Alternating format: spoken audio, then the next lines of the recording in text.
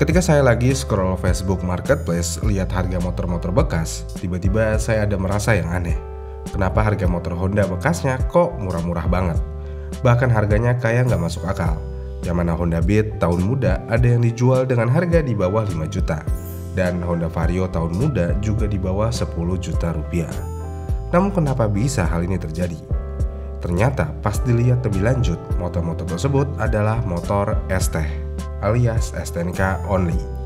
Menarik lagi ketika saya coba cek di motor Yamaha jarang banget yang dijual secara ST alias STNK only. Pertanyaannya, kenapa banyak motor Honda yang dijual secara STNK only? Jawabannya karena leasing Honda yang terlalu gampang meng-ACC pengajuan kredit motor. Jadi seperti yang sudah kita bahas sebelumnya, kredit motor Honda itu jauh lebih gampang daripada produsen lainnya. Mau kalian di blacklist sekalipun, pernah kredit macet atau apapun itu, hal tersebut bisa dibantu oleh si sales. Kenapa? Ya karena leasingnya FVF, dan FVF itu punya Honda. Dan Honda punya target penjualan yang sangat besar. Selain itu juga, Honda juga menyadari kalau 70% penjualan motor di Indonesia dibeli secara kredit. Jadi iya, untuk menekan penjualan lebih jauh, kredit yang mudah adalah solusi untuk Honda. Tapi sayangnya ini malah menjadi bumerang, yang mana motor kreditan yang masih memiliki angsuran saat ini bisa dijual bebas gitu aja. Apalagi kalau kita ngomongin hukum di Indonesia. Hukum di Indonesia itu kasarnya gimana ya? Antara ada dan tidak ada. Dibilang nggak ada tapi ada hukumnya. Dibilang ada tapi kayak nggak ada hukumnya. Iya kan? Dengan kondisi tersebut, akhirnya banyak orang yang memberanikan diri untuk menjual motor kreditannya dengan cara menjual STNK only dan disertai alasan BPKB-nya hilang, atau keselip, atau kebanjiran. Menariknya lagi adalah yang beli motor STNK only ternyata ada. Tapi kenapa bisa ada orang yang mau beli motor STNK only? Jawabannya tentu aja kebutuhan dan ekonomi. Oke, ekonomi Indonesia sedang baik-baik aja sebenarnya untuk beberapa kaum yang sedang merayakan karena gajinya ingin dinaikkan 3 juta per hari.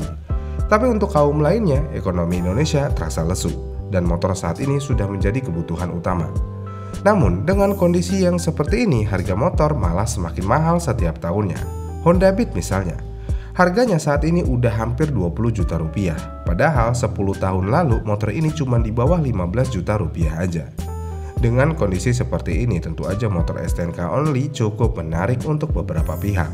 Apalagi motor tersebut emang direncanakan untuk digunakan di kebun atau di pedalaman yang jauh dari perkotaan.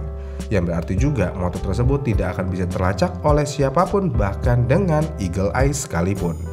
Kalau udah nggak terlacak oleh Eagle Eyes, motor tersebut sudah dinyatakan hilang. Kemudian selain pasar tersebut, sebenarnya ada pasar lain untuk motor ST ini, yaitu pedagang barang copotan. Jadi gini, dari dulu sampai saat ini, mau itu mobil atau motor, pasti akan ada yang jual yang namanya barang copotan. Menariknya, jika barang mobil, biasanya barang copotannya tersebut kebanyakan datang dari part mobil bekas Singapura, atau ada juga yang bekas mobil laka. Namun kalau motor, kebanyakan dari hasil motor bodong. Entah itu bodong karena murni pencurian atau motor STNK only begini. Dan motor STNK only ini sangat menarik untuk penadah seperti ini.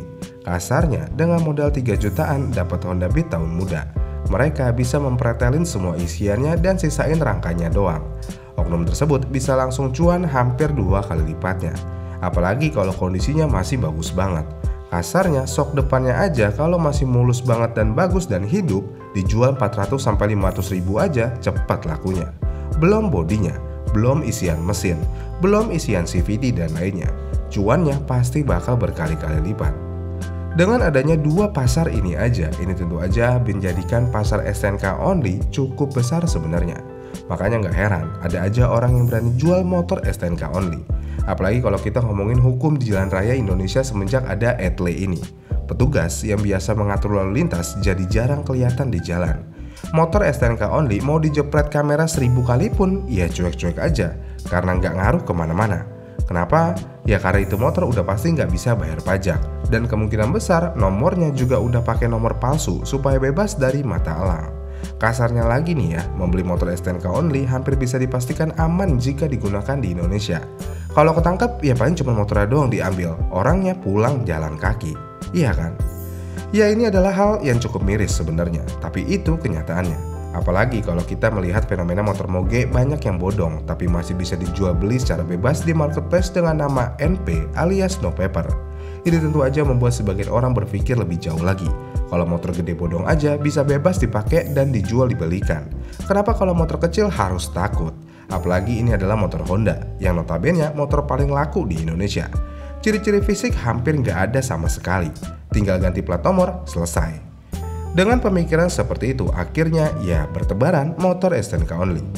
Namun yang jadi pertanyaan lanjutannya adalah, sebenarnya siapa yang salah dalam hal ini? Jawaban yang salah tentu aja penjual motor STNK only. Tapi kalau kita urut lagi ke akarnya, yang salah ya leasing dan Honda itu sendiri. Kenapa mereka menghalalkan segala cara untuk meng-ACC orang yang sudah di blacklist? Ya jawabannya tentu aja baik lagi, karena target. Kalau karena target, kenapa mereka punya target yang sangat besar? Jawabannya ya tentu aja karena pasar. Pasar Indonesia itu benar-benar sangat kompetitif dan sangat basah untuk Honda. Jadi ya siapa yang mau kehilangan pasar seperti ini?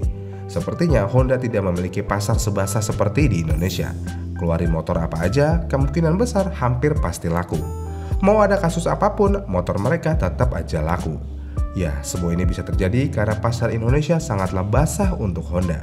Dan ya, kejadian ini sepertinya akan terus ada selama Honda masih menghalalkan segala cara untuk menembus target mereka.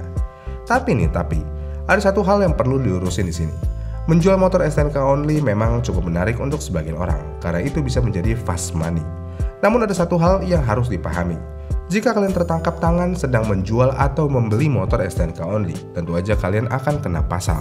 Yang mana yang menjual akan dikenakan pasal pencurian, dan yang membeli akan dikenakan pasal penadah, dan dua-duanya akan dikenakan pidana sesuai dengan hukum yang berlaku. Belum lagi saat ini banyak juga petugas entah itu dari kepolisian, entah itu orang leasing dan lainnya yang menyamar sebagai pembeli. Ketika mereka COD dan menanyakan BPKB-nya nggak ada, siap-siap aja penjual akan langsung rungkat. Untung enggak, buntung iya, harus urus ini dan itu yang mana semuanya membutuhkan uang. Jadi kesimpulannya, kenapa banyak motor Honda yang STNK only? Semua karena Honda itu sendiri dan pihak leasing dari Honda itu sendiri. Selain itu, faktor ekonomi juga mempengaruhi ini semua, yang mana yang kita semua tahu, ketika kalian tidak lagi mampu membayar cicilan motor, pilihannya ya cuma satu, motor akan ditarik leasing, tanpa adanya kompensasi ataupun refund. Dan sayangnya banyak orang yang merasa dirugikan karena hal ini. Dan satu-satunya cara untuk setidaknya mengembalikan uang DP dan cicilan beberapa bulan mereka jual aja motor tersebut dengan cara STNK only. Tapi lucunya adalah, mereka yang minta pengajuan kredit, mereka yang nggak mampu bayar, tapi mereka yang merasa dirugikan. Gimana nih menurut kalian dengan fenomena motor ST ini? Komen di kolom komentar di bawah ya, dan sampai jumpa di video selanjutnya.